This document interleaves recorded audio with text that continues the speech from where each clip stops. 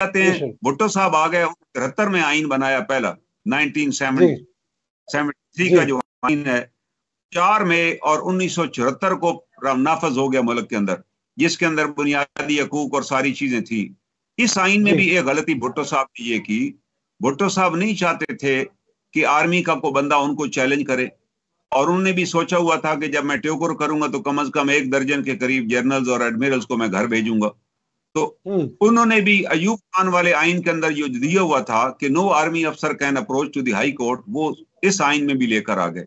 इस आइन के अंदर एक आर्टिकल है 73 वाले आइन में, article 199 sub article 3 and sub article 5 ये कहता है कि कोई आर्मी अपने किसी सर्विस मैटर के लिए हाई कोर्ट से रजू नहीं कर सकता, और सब आर्टिकल 5 कहता है कि आर्मी की दी हुई सजा, कि कोर्ट मार्शल की सजा है, वो भी हाई कोर्ट में चैलेंज नहीं हो सकती। ये एक लिहाज से उन्होंने इंडेमनिटी दे दी, और फिर फौज उनके हाथ में थी। पहले गुल हसन को उन्होंने बनाया अपना चीफ ऑफ आर्मी स्टाफ, और बाद में फिर वो CNC बल्कि बनाया, और बाद में फिर tikka Khan was first COS, वो ओहदा चेंज हो गया।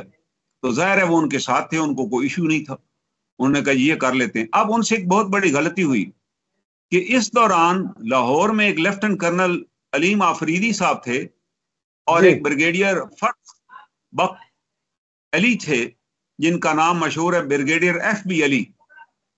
इन दोनों को हिरासत में ले लिया गया, और इनकी हिरासत लाहौर हाई कोर्ट में चैलेंज हो गई, और लाहौर हाई कोर्ट के जस्टिस शमीम हुसैन कादरी साहब ने इस केस को सुना। ये रिपोर्टेड जजमेंट है बड़ी मशहूर, PLD 1974 लाहौर, बेगम शमीम आफरीदी की तरफ से उन्होंने रिट दायर की, जिसमें हाई कोर्ट ने ऑर्डर दिया कि जितने गिरफ्तार शुदगान हैं इनको हाई कोर्ट में पेश किया जाए, हम देखेंगे आपने इनको क्यों गिरफ्तार किया। दरअसल इन अफसर्स का मुतालबा यह था कि जनरल गुल हसन का भी कोर्ट मार्शल किया जाए।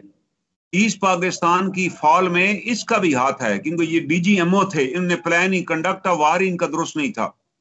और कर्नल अरीम आफरीदी जो थे, उन्होंने बाकायदा हमीदुर रहमान कमीशन में जाकर अपना बयान रिकॉर्ड कराया, सर्विंग अफसर थे, बाद में उनको रिटायर कर दी गया, उन्होंने रिटायरमेंट भी चैलेंज कर दी। अब उनको हिरासत में ले लिया गया, तो फिर हाई कोर्ट ने तलब किया जी पेश करें, तो हाई कोर्ट में एडवोकेट जनरल ने कहा जी आर्मी का मैटर है। उन्होंने जजमेंट बरतानिया की पेश की कि जिसके अंदर उन्होंने लिखा कि जी किसी का अगर आर्मी का मैटर हो तो हाई कोर्ट दखल नहीं दे सकती।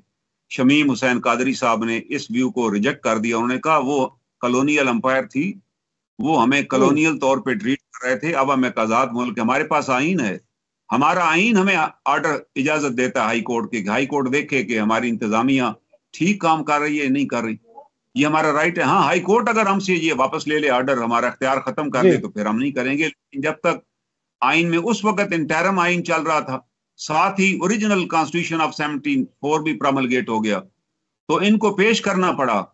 उनने इनके बयानात रिकॉर्ड की, वो वर्थ रीडिंग जजमेंट है, वो कल से कहूंगा वो शमीम आफरीदी की जजमेंट जरूर पढ़ें जो 74 आई के पढ़ें। उसमें अंदर किस तरह हाई कोर्ट ने अपनी इंडिपेंडेंस शो की, और किस तरह उन्होंने कहा कि ये manner of arrest he illegal है आपकी, ये कोई तरीका है अफसर्स को गिरफ्तार करके रखने का। उन्होंने एक तरीका कार वाजे किया, फिर वो केस आगे चला। अब भुट्टो साहब ने समझ लिया कि हम तो किसी आर्मी अफसर को इस तरह अरेस्ट नहीं कर सकते, स्पेशली जब वो रिटायर हो जाए, क्योंकि ये सारे रिटायर हो चुके थे।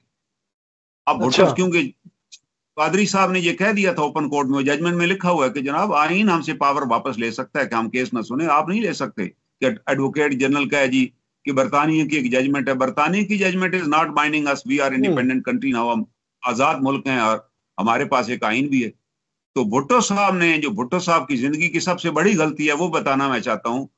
भुट्टो साहब के पास 2/3 मेजॉरिटी थी, और FB अली दोबारा अरेस्ट थे, और उन पे ट्रायल का प्रोग्राम था, उन पे ट्रायल किया जाएगा उनका। तो उन्होंने कहा जी हाई कोर्ट की ज्यूरिसडिक्शन ही निकाल दी जाए।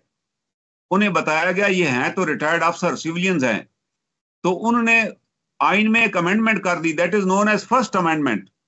ये फर्स्ट अमेंडमेंट 74 में की गई, और इसके अंदर ये लिख दिया कि अगर कोई भी सिविलियन आर्मी पकड़ ले या आर्मी उसको अपना सब्जेक्ट बना ले, तो high court has no jurisdiction to summon him, high court उसके बारे में कोई ऑर्डर ही नहीं जारी करेगी।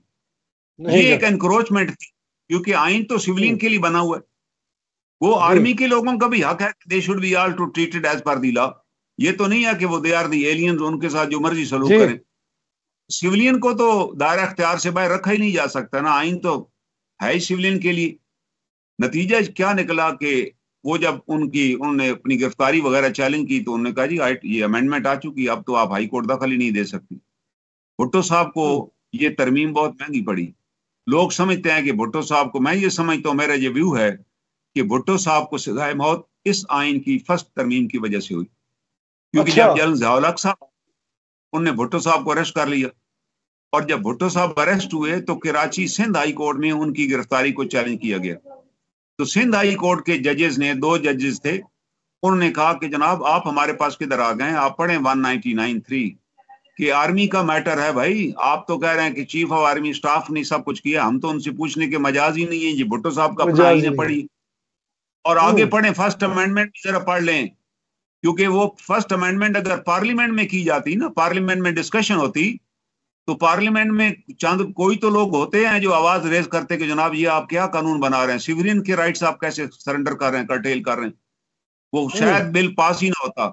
लेकिन भुट्टो साहब को एक अज़म, एक लिहाज से कह लें एक जोम था कि मेरी मेजॉरिटी है, 2/3 मेजॉरिटी है कौमी असम्बली सेनेट में, एक दिन ही में बगैर किसी रीडिंग और स्टडी के वो बिल पेश हुआ और साथ ही का आइन बन गया और आइन में नाफज भी हो गया, विदाउट रियलाइजिंग के कॉन्सिक्वेंसेस क्या होंगे।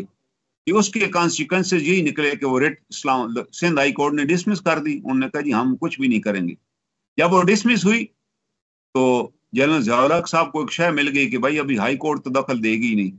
उन्होंने कहा चलो जी अब इनका ट्रायल, और ट्रायल हुआ और फिर भुट्टो साहब सजाए मौत हो गए। अगर वहां से भुट्टो साहब उस वक्त ये तरमीम न हुई होती तो भुट्टो साहब अरेस्ट ही ना होते, वो बाहर होते। ये सर बहुत और बहुत बहुत अहम